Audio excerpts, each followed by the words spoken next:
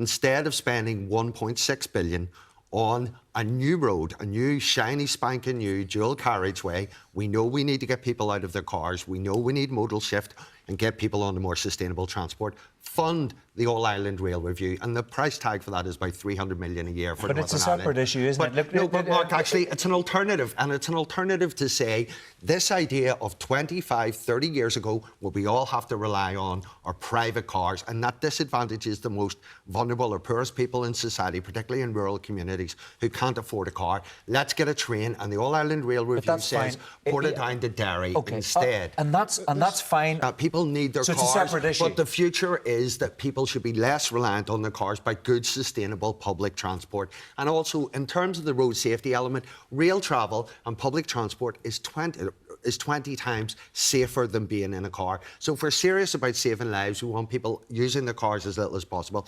Do the road safety upgrades. And I have to push back, Mark. This is not because of climate change legislation. This is because of an incompetent department and a succession of incompetent ministers. The PAC advised the minister, make sure before you make these decisions to come back and tell me how it's going to fit the Climate Change Act and your emissions reductions targets.